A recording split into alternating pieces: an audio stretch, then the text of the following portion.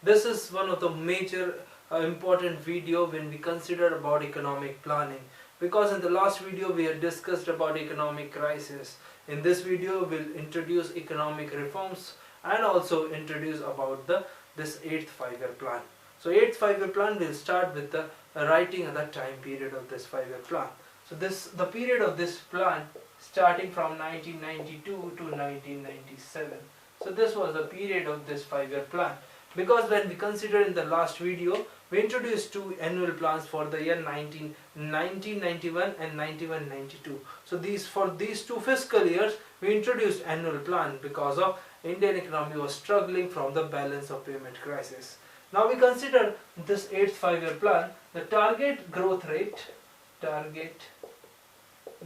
for this 5-year plan was 5.6%, and the actual growth rate whatever we achieved was 6.7%. It means this plan was considered as a successful plan. The reason for this successful was one of the major structural reform which introduced in the year 1991. This plan was based on John Muller model.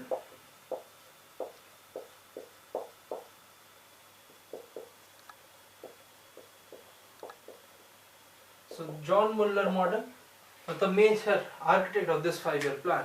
So this plan, like first 5-year plan based on Harrod-Dummer model, second 5-year plan based on Mahalanobis model, on the same line this plan based on John Muller model. Now we consider about the major highlights of this 5-year plan. But before going into the major achievement of this 5-year plan, we have to consider one important factor.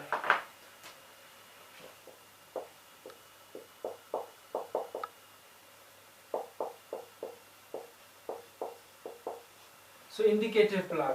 So this plan was the first indicative plan introduced by Planning Commission.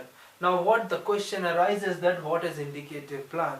So before we can, I will let you know about indicative plan, we need to understand what is imperative planning. So imperative planning was introduced by the introduction of the first 5-year plan. It means from first 5-year plan to the 7th 5-year plan, Indian economy followed the imperative plan approach. In imperative planning approach, lot of socialistic commitment and lot of government intervention occurred. But here, when we consider indicative planning, it means government will only give indications to the sectors and in order to provide some productivity or provide goods and services to the market. It means government will not intervene so much or so heavily in the market, and the private sector can function without any intervention from the government or the major authority. So indicative planning means government will allocate resources, government will direct the private sector, government will show the path, government will make policies such as so that private investment and the foreign investment will facilitate in the economy. That is why the indicative planning, we can see that the growth rate in this 5-year plan was achieved at par or at above par the growth rate what we targeted in the year 1992. So we consider this plan as the first indicative plan. Now with the introduction of this 8th 5-year plan, we consider fiscal and economic reforms. So we introduced fiscal and economic reforms in the year 1991. Here considering fiscal means related to finances and economic means total economic policy of the country. But now we consider that is also one of the structural changes in the economy. Now what is the meaning of structural reform? Structural reform means before 1991 Indian economy was considered as a closed economy.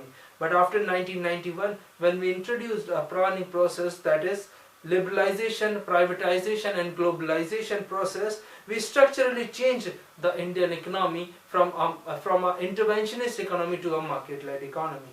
So in this plan we focused on majorly that we can facilitate the market forces with minimal government interventions. So that is why we introduced fiscal and economic reforms in this with the introduction of this 8th 5-year plan. Now first we consider some major highlights or major silver line of this plan. First of all, when we consider the planning process, we focused on agriculture sector because of self-sufficiency in order to increase our food grain production. Another major factor of this plan was education. It means first we'll consider agriculture, second education. So in the second part, universal education for all, promotion of primary education, and illiteracy eradication was one of the major criteria, major factor of this 5-year plan. So it means focus on agriculture. That is when we consider the third 5-year plan, that is human resource.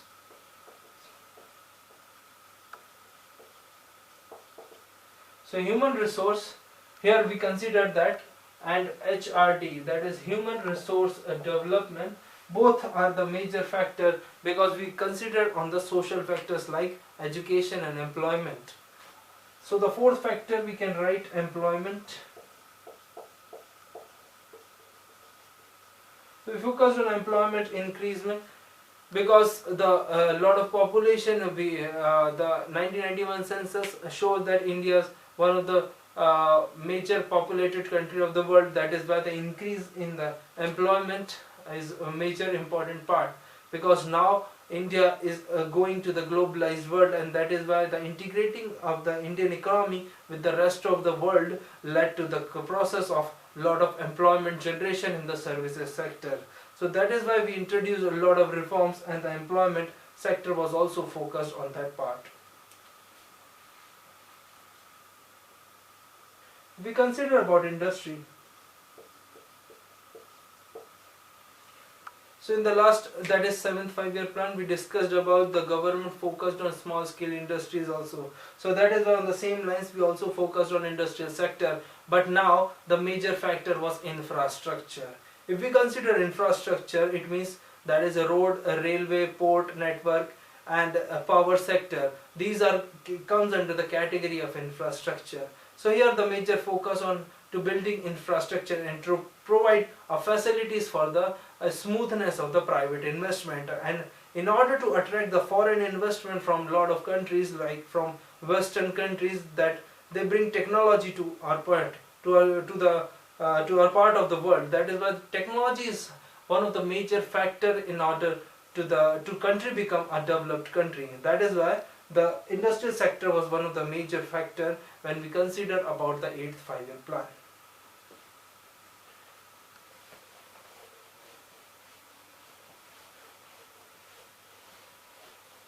Now we consider the another major criteria, like what was introduced at the time of these reforms. So this model, also known as Rao Manmohan model. So Rao Manmohan, because Narasimha Rao, PV Narasimha Rao was the then Prime Minister who introduced the economic reforms in the year 1991, and the Manmohan Singh, the then Finance Minister, they both introduced this plan model, that is 8th 5-year plan. So this is also popularly known as a Rao Manmohan model, and this plan was based on Gadgil Mukherjee formula, because this plan used this formula in a resource allocation and the plan assistance given to the state. That is why Gadgil Mukherjee formula used in the central planning assistance of this country. So in order to distribute the resources among the states, this formula was introduced. So we'll discuss in the separate lecture what is this formula. But here for this time, this Gadgil Mukherjee formula is the important point for you.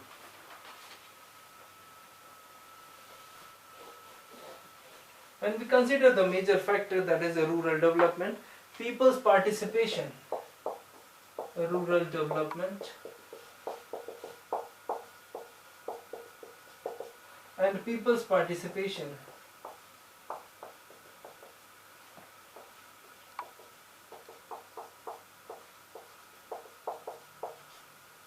was the two major factors of this 5-year plan, because rural development in order to alleviate the poor from the poverty, and the people's participation in planning of a local development area was one of the two major factors of this 5-year plan.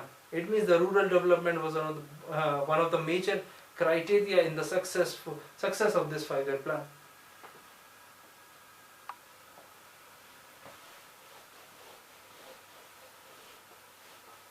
Now we consider the economic reforms of this 5-year plan. First one, we write the process of reforms. So that is a liberalization and a delicensing. Here liberalization means liberating the industry from the control of the government sector. It means the liberalization of the Indian industries, and delicensing because before 1991, in order to open the industry or in order to open a business, the individual entity had to get the permission or get the license from the government authority in order to run that business. So delicensing means remove the requirement of the license. Here liberalization, the same meaning. Second is disinvestment of PSUs. Disinvestment means shedding the shares of the government. So in order to retain the ownership, government required 51% of the shares.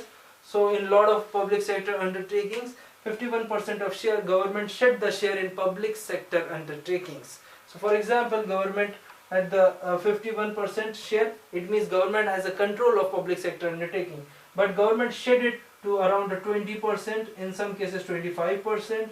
So the government got the revenue for that disinvestment process. So this is also one of the major conditionality of International Monetary Fund we introduced. So we'll discuss in detail in a few minutes what are the conditionality of International Monetary Fund.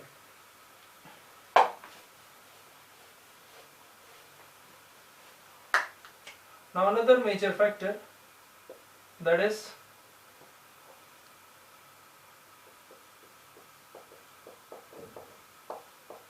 dual track planning.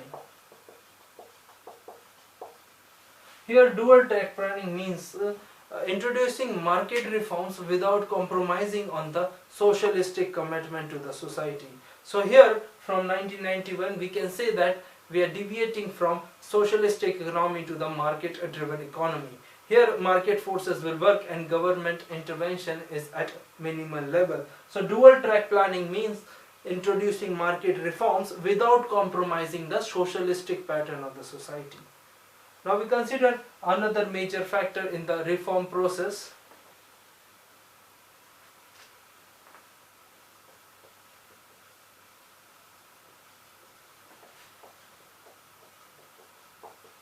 Widening of tax base. Here the important point is you need to understand that it means tax bases. Lot of people government wants to integrate in the tax bracket. So a lot of people will come into the bracket, tax rate will go down and the tax base will increase so that the government revenue will go up. This is one of the major factor, one of the important concept in economics known as Laffer curve, which introduced the in order to increase the tax base we can reduce the tax rate. It means a reduction in the burden of taxation by increasing the tax base. This is one of the simplest point what we have in this economic concept. Another major reform was monetary reform.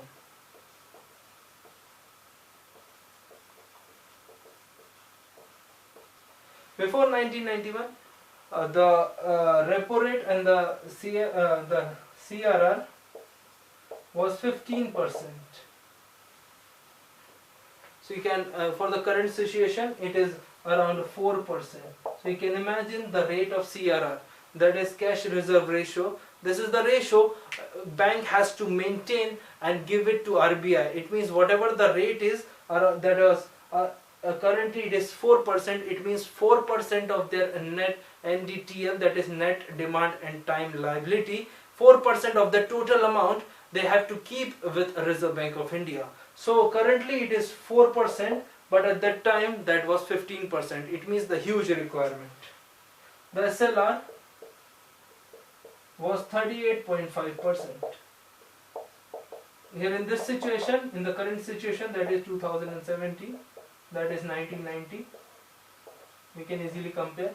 The SLR, that is statutory liquidity ratio, bank has to maintain with themselves whatever the amount, that is 38.5% in 1990, and here in 2070 that is 20.75. So you can imagine the high rate of SLR and CRR led to the decrease in the lending capacity of our commercial bank. So one of the major factor is this monetary reforms.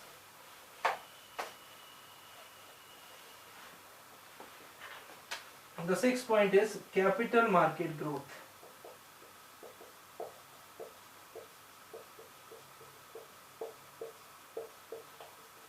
So capital market growth means the NSE in the year 1994, the government national stock exchange set up in 1994 in order to widen or in order to improve the capital market growth. So that is for the long-term funding, and monetary reform for the short-term funding.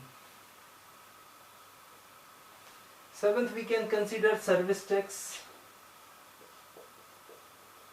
So the taxes on services introduced for the first time in the year 1994. So the service tax was one of the major outcome of the reform process, because after 1991 a lot of services increased in the economy. So that is why government imposed, or government got the new tax, that is service tax, in order to expand the revenue. So that is why it shows the reflection on the growth of this 5-year plan. So these are some major important factors of the economic reforms. We can also say that cooperative federalism was also one of the major criteria or major focus area of this 5-year plan. And for that we can consider that these major important factors led to the high growth rate in the year 1997. When we finished up this 5-year plan, the growth rate was 6.7%. So the 6.7% growth rate India achieved after the end of this 8th 5-year plan. If we talk about IMF conditionality, because in the economic reforms we borrowed so much about a loan of a huge amount of money from International Monetary Fund, but International Monetary Fund gave the loan on some conditionality. It means they have to follow some conditions that is given by International Monetary Fund in order to restructure the economy. The major focus area for International Monetary Fund is to improve the balance of payment situation of the country. We'll discuss in detail about IMF in a separate video titled as International Monetary Fund, but in brief I will let you know that the credibility or the conditionality is very important, because government of India had to follow that conditions in order to get the loan amount from International Monetary Fund. And that's all for this video. Hope you like this video, and please share, subscribe this channel, and also you can mention in the comment box that if you have any doubt, any feedback, or any if you want to say anything, you can also connect to our email ID or the Facebook page of Ecoholics. Hope you like this video. See you soon. Thank you so much.